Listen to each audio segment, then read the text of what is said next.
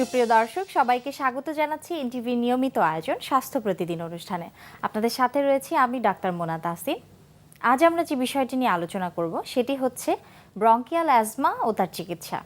এবং এই গুরুত্বপূর্ণ বিষয়টি নিয়ে আলোচনা করবার জন্য আমাদের সাথে রয়েছেন একজন বিশেষজ্ঞ চিকিৎসক। তাহলে চলুন অনুষ্ঠানের শুরুতেই পরিচিত হয়ে আসি আমাদের আজকের অতিথির সাথে। ডাক্তার আব্দুস শাকুর খান 1964 সালের মে মাসে ঢাকা জেলায় জন্মগ্রহণ করেন। তিনি 1989 সালে রাজশাহী মেডিকেল কলেজ থেকে MBBS ডিগ্রি অর্জন করেন। এরপর তিনি চিকিৎসা বিজ্ঞানে উচ্চতর MD ডিগ্রি লাভ করেন।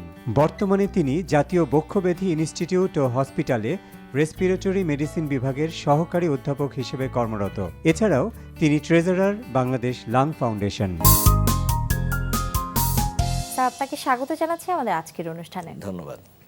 আজ আমরা যে বিষয়টি নিয়ে আলোচনা করব অত্যন্ত গুরুত্বপূর্ণ একটি বিষয়, এবং এই কোভিডকালীন সময়ে এটি আরও বেশি প্রকট আকার ধারণ করেছে। সেটি হচ্ছে ব্রঙ্কিয়াল অ্যাজমা এবং তার কী কী চিকিৎসা রয়েছে। স্যার, প্রথমেই জানতে চাইব ব্রঙ্কিয়াল অ্যাজমা বা হাঁপানি এটি বলতে কি বোঝায়? অ্যাজমা বা হাঁপানি, বাংলায় যেটাকে হাঁপানি বলি আমরা সাধারণত মেডিকেল ল্যাঙ্গুয়েজে, এটা অ্যাজমা বলি। তো অ্যাজমা কেন হয় এবং হলে কি হয়? অ্যাজমাটা আসলে শ্বাসতন্ত্রের অথবা শ্বাসনালীর একটি অসুখ। এটা প্রদাহজনিত অসুখ। এই প্রদাহটা বিভিন্ন কারণে হতে পারে, অ্যালার্জিজনিত প্রদাহ আর কি। তো এই প্রদাহ হলে অ্যাজমাতে শ্বাসকষ্ট উপলব্ধি করে পেশেন্টগুলো, এবং কোনো কোনো ক্ষেত্রে কাশি হয় অথবা বুকে চাপ অনুভব করে। অর্থাৎ শ্বাসযন্ত্র এবং শ্বাসনালীর প্রদাহজনিত একটি অসুখ হচ্ছে অ্যাজমা। আর একটা বলে রাখা ভালো, এটা কিন্তু অসংক্রামক। অর্থাৎ আমার এখানে হয়েছে দেখে আপনার হবে, এটা সংক্রামক নয়। অসংক্রামক ব্যাধির মধ্যে এটা একটা ব্যাধি। আচ্ছা, তো এটি নিয়ে কিন্তু অনেকেরই একটি ভ্রান্ত ধারণা আছে যে হাঁপানি রোগী আছে আমাদের বাসায় বা কারো বাসায়, তো সেখানে গিয়ে তার ব্যবহৃত ইউটেনসিলস, তার থালা বা গ্লাস বা তার ব্যবহৃত যে কোনো জিনিস এটি ছোঁয়া থেকে অনেকে বিরত থাকেন, এবং এক্ষেত্রে এক ধরনের ডিসহারমনি দেখা যায়। তো এটি কি আসলে কতটুকু সত্যি? সে থেকেই আমি কিন্তু এর ব্যাখ্যা দিতে যে কথাটা বলেছি, অনেকে মনে করে যে যে কাপে আপনার বা যে গ্লাসে অ্যাজমা রোগী খাবে সেটা হয়তো আর ব্যবহার করা যাবে না, এটা অন্য কেউ খেলে অ্যাজমা হয়ে যাবে। আমি শুরুতে এটা লাগালাম কারণ আমরা এখন 2021 সালে বসবাস করছি, অনেক এগিয়েছে অ্যাজমা ম্যানেজমেন্ট, অনেক এগিয়েছে। অ্যাজমা কিন্তু সারা বিশ্বের একটা অসুখ, এটা বৈশ্বিক, এবং আমি অসংক্রামক বললাম। আর অনেকের মধ্যে ধারণা থাকে একজনের হলে আরেকজন হবে, এরকম না। আমি ধারণাটা একটু ক্লিয়ার করতে চাই। সেটা হলো অ্যাজমা 70% ক্ষেত্রে কিন্তু কিছু বংশগত লিঙ্ক থাকে। অর্থাৎ যে পরিবারে বংশে অ্যাজমা রোগী থাকে তাদের পরবর্তী বংশধরের মধ্যে কিছু এটা যেতে পারে, এটা বংশানুক্রমিক। বাট 30 থেকে 40% ক্ষেত্রে বংশের কোনো এরকম ধারা থাকে না, এটা যে কেউ এই অ্যাজমা রোগে আক্রান্ত হতে পারে। এখন অ্যালার্মিং বিষয় হলো যে এই অ্যাজমা প্রণ ব্যক্তিরা সবার কিন্তু উপসর্গ নাও হতে পারে। একই পরিবারে দু একজনের উপসর্গ হলো, কারো হলো না, কেউ একদম ভালো, এরকম থাকে। কিন্তু আমাদের ক্রমাগত এই যে পরিবেশগত দূষণ, আরবানাইজেশন, মানে আমাদের উন্নয়নের চাবিকাঠি কি, কারখানা বাড়তে হবে, রাস্তাঘাট হবে, বিল্ডিং হবে। তো এই সমস্ত তো আনুষঙ্গিক আমাদের প্রয়োজনের কাজের তাগিদেই আমরা নেচারকে, প্রকৃতিকে কিন্তু একটু আমরা ক্ষতিগ্রস্ত করছি। হ্যাঁ, জলবায়ু পরিবর্তন হচ্ছে, সেই ক্ষেত্রে দেখা যাচ্ছে নতুন নতুন ধরনের কিছু অ্যাজমা রোগীও আবার দেখা দিচ্ছে। এটা আমার একটা চ্যালেঞ্জ। আর আপনি শুরুতেই বলেছিলেন যে কোভিড আর অ্যাজমা, আপনি যদি মনে করে দেখেন, আমরা আজকে থেকে 1 বছরেরও বেশি সময় আগে আমরা কোভিড সম্বন্ধে জানলাম, পৃথিবীর সবাই। তো জানার পরে তখন যখন সতর্ক করা হলো যে যাদের অ্যাজমা আছে, ডায়াবেটিস আছে, কিডনির অসুখ আছে, তারা এটাতে বেশি ঝুঁকিতে আছেন। একটা হচ্ছে সংক্রমিত, কোভিড সংক্রমিত হওয়ার, আর একটা হলো যে হলে পরে কমপ্লিকেশন। আমি এই প্রসঙ্গে একটু বলি, সেটা হলো যে কোভিড হচ্ছে মানে যে কারো হতে পারে, ওই ভাইরাস যে কাউকে আক্রান্ত করতে পারে। তবে অ্যাজমা রোগী যদি তার অ্যাজমা নিয়ন্ত্রণে না রাখে, ডায়াবেটিস রোগী যদি ডায়াবেটিস নিয়ন্ত্রণে না রাখতে পারেন, অথবা কিডনির অসুখে ভুগছেন, একটু খারাপ আছেন, ইমিউনিটি কম আছে, তাদের জন্য কোভিড মারাত্মক হয়ে যায়। আমি অত্যন্ত বলিষ্ঠভাবে বলতে চাই, কনফিডেন্টলি বলতে চাই যে যারা অ্যাজমা আক্রান্ত তাদের জন্য কতগুলো ভালো নিউজ আছে। একটা নিউজ হচ্ছে যে আজকে থেকে বহু আগে এই অ্যাজমা রোগটা হয়েছে। অ্যাজমা রোগী যারা ডিসিপ্লিন মেনে ডাক্তারের পরামর্শ অনুযায়ী তার জীবনযাপন করে এবং ঔষধ কিছু গ্রহণ করে প্রয়োজন অনুযায়ী, তারা একজন সাধারণ মানুষের মতোই ভালো থাকবেন, এবং তাদের ক্ষেত্রে ঝুঁকি সাধারণ মানুষের মতোই, কিন্তু আপনি যদি অনিয়ন্ত্রিত রাখেন, পরামর্শ অনুযায়ী ঔষধ গ্রহণ না করেন, আপনি তাহলে কিন্তু ক্ষতিগ্রস্ত হবেন। বিশ্বের প্রচুর রেকর্ড আছে, অ্যাজমা আক্রান্ত ক্রীড়াবিদ অলিম্পিক, কমনওয়েলথ বিভিন্ন জায়গায় স্বর্ণপদক পায়। অ্যাজমা আক্রান্ত, আমি নাম উল্লেখ করব না, অনেক ক্রীড়াবিদ এখনও সুনামের সাথে অ্যাজমা নিয়ন্ত্রণ রেখে খেলে খেলাধুলা যাচ্ছেন, করছেন। ক্রিকেটের মাঠে বলেন, ফুটবল, অ্যাথলেট বিভিন্ন জায়গায়। অর্থাৎ অ্যাজমা এমন একটি অসুখ যেটাকে সুন্দরভাবে Control করা নিয়ন্ত্রণ যায়। করা যায়। আমরা যদিও কখনো বলি না এটা নির্মূল হয়ে যাবে, কিন্তু আমরা বলি সুনিয়ন্ত্রণে রেখে স্বাভাবিক জীবনযাপন করা সম্ভব।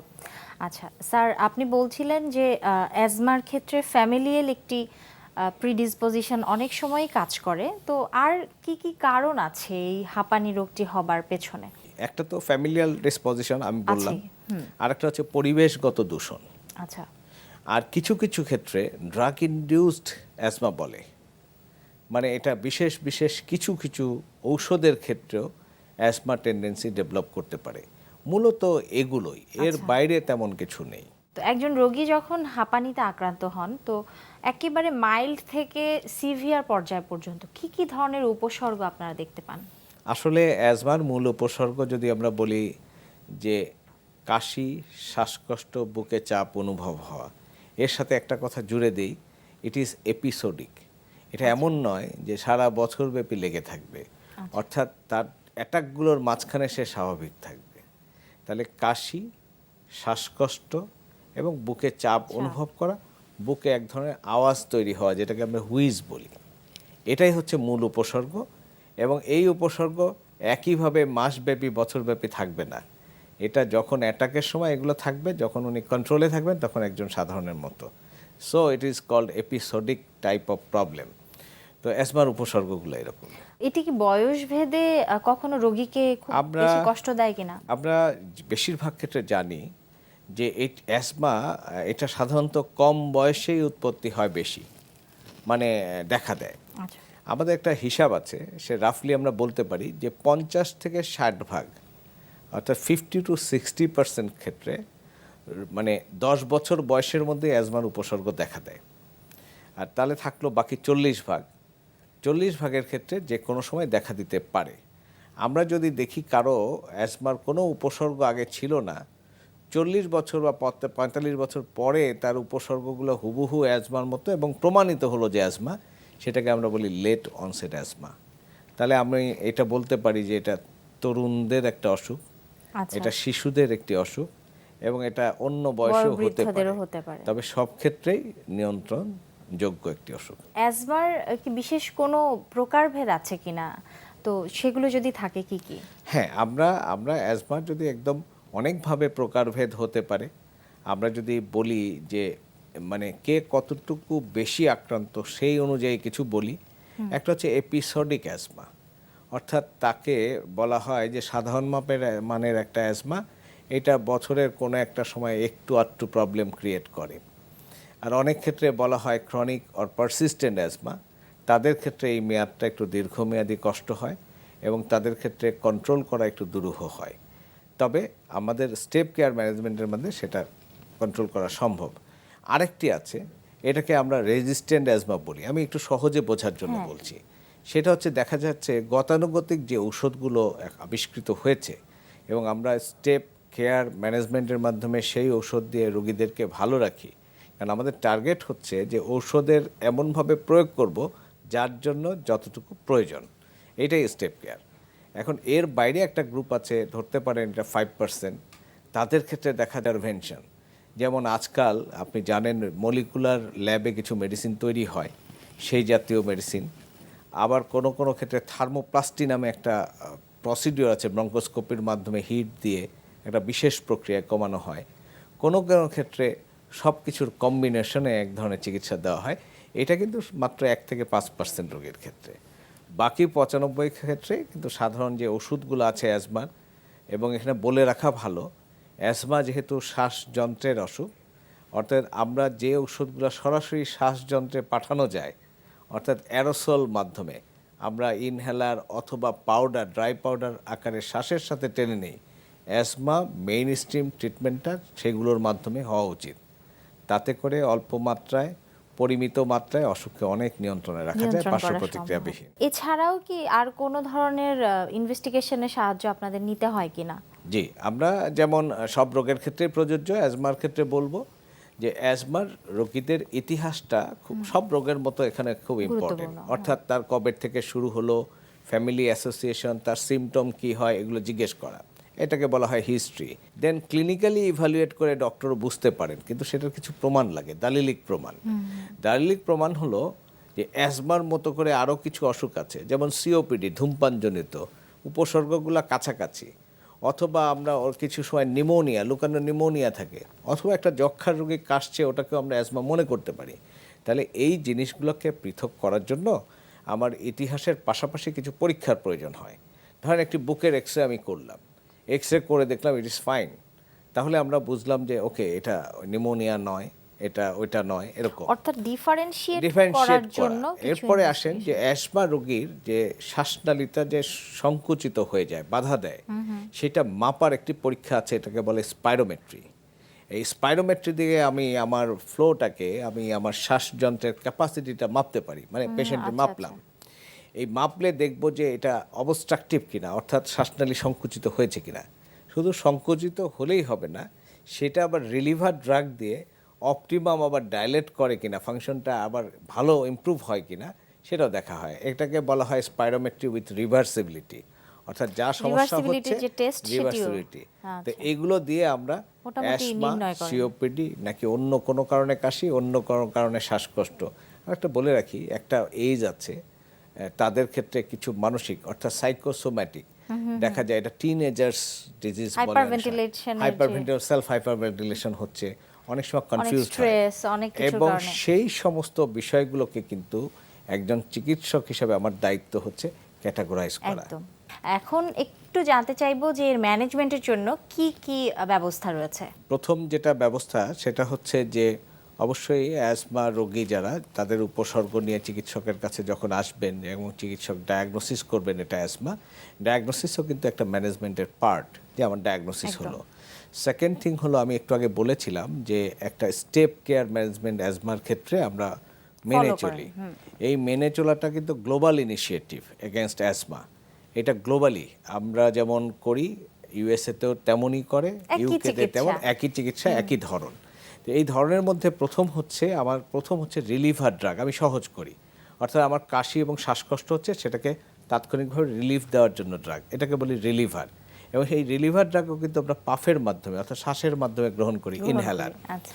দ্বিতীয় আসেন যে আমাকে তো ভালো থাকতে হবে, তাহলে যখন যার জন্য যেটা প্রয়োজন, কারোর জন্য মন্টেলুকাস জাতীয় এক ধরনের ট্যাবলেট দেয়, অ্যান্টিহিস্টামিন, যাতে এই অ্যালার্জিক কার্যক্রমটা লাংসে নিয়ন্ত্রিত থাকে। আচ্ছা। আরেকটি হচ্ছে, এটা হচ্ছে আমাদের জন্য একটা ব্রেক থ্রো অ্যাজমা ম্যানেজমেন্টে, যেহেতু আমি প্রথমেই বলেছি অ্যাজমা মানে এক ধরনের হয় ইনফ্ল্যামেশন, প্রদাহ।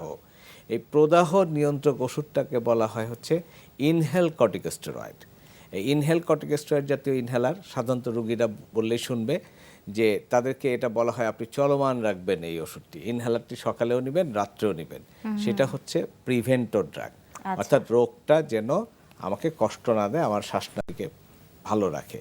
এইটা হচ্ছে মূল স্ট্রিমের ট্রিটমেন্ট, আমি বললাম এক কথা। আর দ্বিতীয় কথা হলো, যে কোনো অবস্থায় অ্যাজমা রোগীদের হঠাৎ করে রোগটা বেড়ে যেতে পারে, এটাকে আমরা বলি এক্সাজারবেশন। এখন এক্সাজারবেশন যখন হবে, তখন নেবুলাইজার মেশিনের সাথে অনেকে পরিচিত আছে। প্রথমত তাকে নেবুলাইজ করতে হবে, তারপরে দেখা গেল যদি উন্নতি হয় ভালো, তা না হলে হোম কেয়ার ম্যানেজমেন্টে যদি উন্নত না হয়, তাহলে তখন হসপিটাল এমার্জেন্সিতে নিয়ে যেতে হয়। অক্সিজেন, নেবুলাইজেশন, কিছু ইঞ্জেকশন আছে স্টেরয়েড জাতীয়, দিলে এই রোগীগুলো ভালো হয়ে যায়। তবে সকল ক্ষেত্রে সতর্কতা রাখতে হয় যে আমি যেটা নিয়ে ডিল করছি, ডায়াগনোসিসটা সেখানে আছে না অন্য কোথাও অন্য আছে। কোথাও। এই যারা হাঁপানিতে আক্রান্ত, তো তাদের ক্ষেত্রে কি বিশেষ কোনো লাইফস্টাইল আপনারা ফলো করতে বলেন কিনা, বা তাদের চলাফেরা এই কি রকম হবে আসলে? হ্যাঁ, সত্যি কথা বলতে কি, যে একটা রোগীর ব্যবস্থাপনা দেওয়ার মধ্যে কিন্তু লাইফস্টাইল খুব ইম্পর্টেন্ট। যেহেতু এই অ্যাজমা নিয়ে তার অনেক দীর্ঘ পথ চলতে হবে, অবশ্যই লাইফস্টাইল খুব ইম্পর্টেন্ট। আমরা সবসময় বলবো যে মানে সুষম খাদ্য গ্রহণ করবে, কোনো বিশেষ খাবারে যদি তার কোনো পরিবর্তন হয়, সমস্যা হয়, সে খাবারটা বর্জন করবে। বাসার পরিবেশটা একটু আলো বাতাসযুক্ত রাখার চেষ্টা করা, পরিচ্ছন্ন রাখা। অবশ্যই লাইফস্টাইলের মধ্যে এমন কিছু গ্রহণ করা যাবে না, ধূমপান, পান জর্দা অথবা বাড়ির মধ্যে মশার কয়েল বা মেডিসিন, এগুলো কিন্তু ইরিটেট করে অ্যাজমা রোগীকে। এগুলো শরীরচর্চা খুব একটা ইম্পর্টেন্ট জিনিস, অর্থাৎ আপনার শরীরকে ফিট রাখার জন্য আমি হাঁটতে বলা, ব্যায়াম করা, কোনো কিছুতে নিষেধ নাই কিন্তু। তবে বলা হয় কোনো প্রক্রিয়া যদি তার কোনো সমস্যা হয় চিকিৎসককে জানিয়ে তার লাইফস্টাইলটাকে অন্যভাবে নিয়ে যাবে। অনেকের কিন্তু পোষা প্রাণী, বিড়াল বা এই ধরনের পাখি পোষার এক ধরনের অভ্যাস থাকে। তো এছাড়া বাড়িতে কার্পেট ব্যবহার করা বা এই ধরনের যেগুলো ধুলাটাকে সোক করে রাখে, তো এই এই না, জিনিসগুলো ব্যবহারের আপনি ক্ষেত্রে আপনি অত্যন্ত গুরুত্বপূর্ণ এবং প্রাথমিক একটা বিষয়ে গেছেন। অ্যাজমা রোগীদের জন্য ট্রিগার ফ্যাক্টর বলে একটা কথা প্রচলিত। ট্রিগার ফ্যাক্টর মানে কিসে কিসে অ্যাজমা বাড়ে।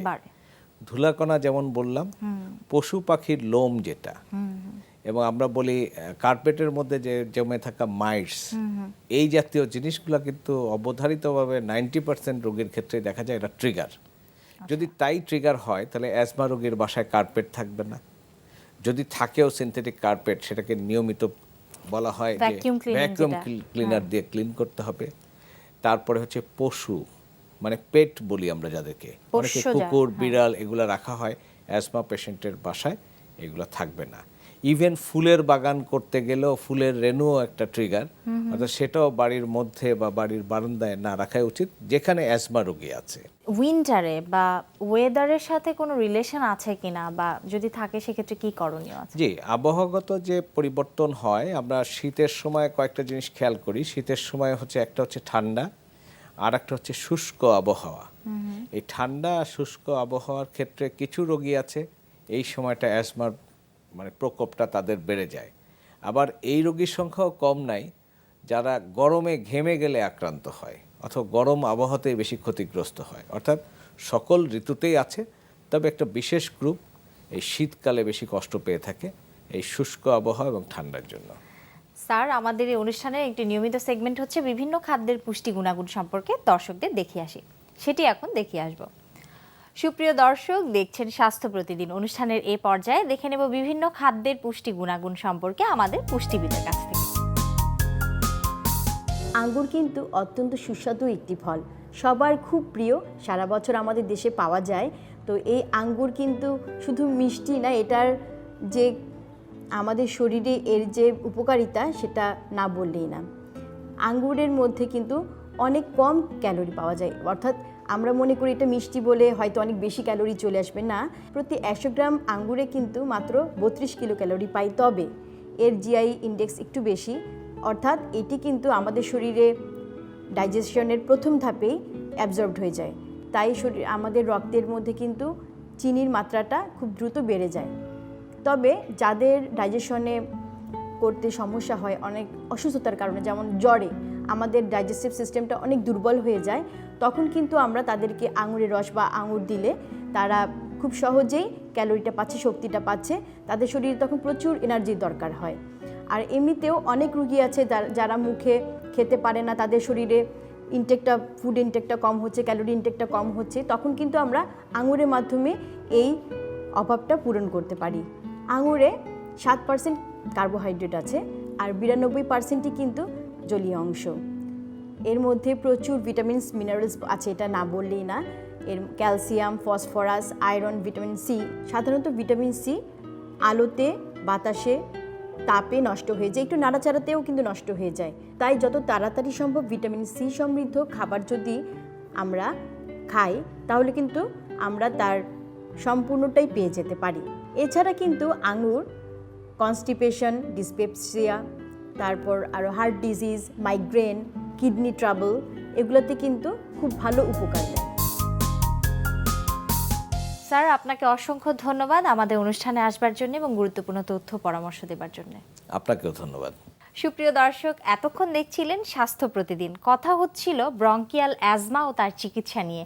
আশা করছি আমাদের এই গুরুত্বপূর্ণ তথ্য ও পরামর্শ আপনাদের অনেক কাজে আসবে। চলুন এই পর্যায়ে দেখে নেই কি থাকছে আগামী পর্বে স্বাস্থ্য প্রতিদিন অনুষ্ঠানে। অটিজম আসলে যদি শাব্দিক অর্থে বলি, যে কথাটাকে ভেঙে ভেঙে অটোইজম, যে একজন শিশুর যার কিছু নিজস্ব সত্তা এবং সেই সত্তার মধ্যেই সে ডুবে থাকা, এই ধরনের কিছু নির্দিষ্ট কিছু বৈশিষ্ট্য নিয়ে কিছু শিশু আমাদের জন্মায়। এরা জন্ম থেকে যে এটা এই বৈশিষ্ট্যগুলো প্রকাশ পায় তা না, দেখা যায় তাদের বিকাশের একটা ধাপে তাদের এই লক্ষণগুলো প্রকাশ পেতে থাকে। বিশ্বের যে কোনো প্রান্ত থেকে যে কোনো সময় আপনাদের প্রিয় অনুষ্ঠান স্বাস্থ্য প্রতিদিন দেখতে ভিজিট করুন আমাদের পূর্ণাঙ্গ ওয়েব পোর্টাল www.ntvbd.com এ। এছাড়াও এনটিভির জনপ্রিয় সব অনুষ্ঠান ও খবরের আপডেট পেতে ভিজিট করুন আমাদের ইউটিউব ও ভেরিফাইড ফেসবুক পেজে। আজ এখানেই শেষ করছি, আগামীতে আবারও দেখা হবে। সে পর্যন্ত সবাই ভালো থাকুন, সুস্থ থাকুন, থাকুন নিরাপদে। আল্লাহ হাফেজ।